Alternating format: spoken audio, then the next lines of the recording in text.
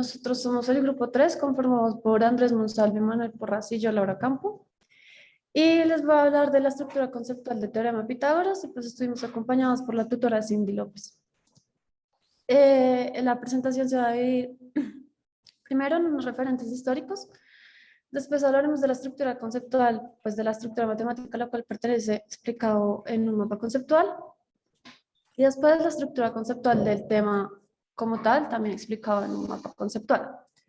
Entonces, bueno, el teorema de Pitágoras es un teorema que nos describe la relación que existe entre los lados de un triángulo rectángulo y lo describe como el lado más largo al cuadrado, que es la hipotenusa, es igual a cada uno de los lados más cortos, o sea, los catetos, al cuadrado, pues cada uno. De Pitágoras se tienen referentes históricos incluso antes de que el filósofo pues lo demostrara, se tienen referentes históricos en Egipto, en Babilonia, en India, China, en Grecia. Por ejemplo, Egipto consideraba su triángulo sagrado el triángulo rectángulo que mide 3, 4 y 5, que pues representa esta terna pitagórica. En Babilonia ellos tenían como esta escultura, no sé, muy conocida, que se llama tablilla YBC 7289, y lo que hicieron los babilonios fue encontrar pues, cuánto vale raíz de 2 con 4 decimales de exactitud. Entonces, pues aquí en la gráfica se ve como la gráfica original y como el análisis que se le hizo. También en India ellos hacían altares como con triángulos rectángulos y todas sus medidas estaban como, las hacían con exactitud. Este altar se llama Sulva Sutra y relata un halcón, y podemos ver como imágenes que se usan ahora, como las figuras que se usan ahora para demostrar como el teorema. Y en China, por último, en el libro que se llama Nine Chapters of the Mathematical Art, que data de los 206 a.C., 221 a.C., hay todo un capítulo dedicado a la resolución de triángulos rectángulos que se llama Problems Concerning Right Angle Triangles. Y bueno, ya fue como por la popularidad del filósofo Pitágoras, dado que se consideraba como el primer matemático puro, que el teorema adquirió su nombre cuando pues, hizo la demostración. Ahora va a explicar la estructura conceptual de la estructura matemática a la cual pertenece. Pues este es nuestro mapa. Entonces, nosotros encontramos que la estructura matemática a la cual pertenece el teorema de Pitágoras es el cálculo de longitudes desconocidas a partir de fórmulas y teoremas de la geometría plana. Por eso los pusimos como en circulitos para destacar esto.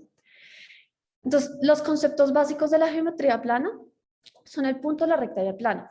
A partir de la recta y plano, pues se puede crear los ángulos, y como tal, el punto y una recta son figuras geométricas planas, y muchas más, como los polígonos y las circunferencias, las podemos retratar en el plano también.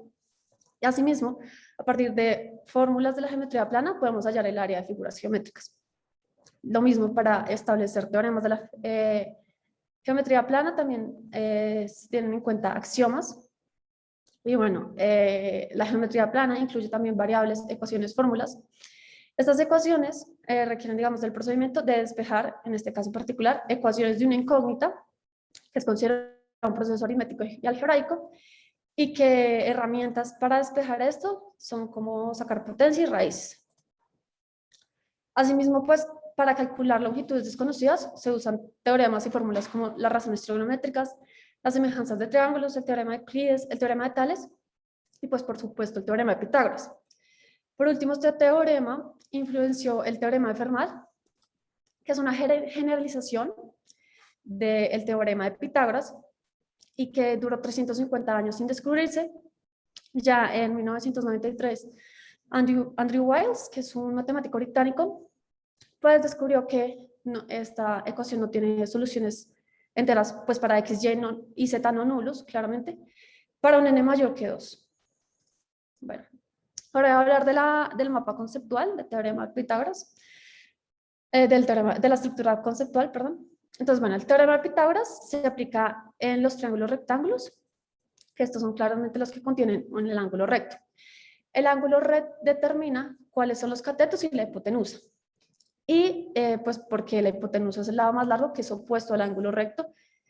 Y bueno, los catetos y la hipotenusa generan la terna pitagórica, que son los 3 valores que cumplen con el teorema de Pitágoras. Asimismo, el teorema de Pitágoras permite la resolución de triángulos rectángulos, pues que se genera al despejar ciertos valores del cateto o de la hipotenusa. El teorema de Pitágoras cuenta con 2 demostraciones, algebraica y geométrica. La algebraica permite calcular,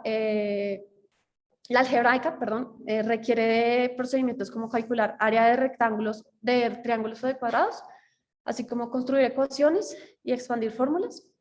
Y la geométrica requiere de procedimientos como construcción de triángulos, cuadrados u otros polígonos, así como transformaciones como traslaciones, rotaciones o reflexiones. Por otro lado, también permite calcular distancias para, digamos, calcular áreas oprimidas o para obtener lados, alturas, diagonales, apotemas o radios. Y también para calcular distancia entre 2 puntos, que particularmente sirve para hallar módulo entre vectores. Y ya, muchas gracias.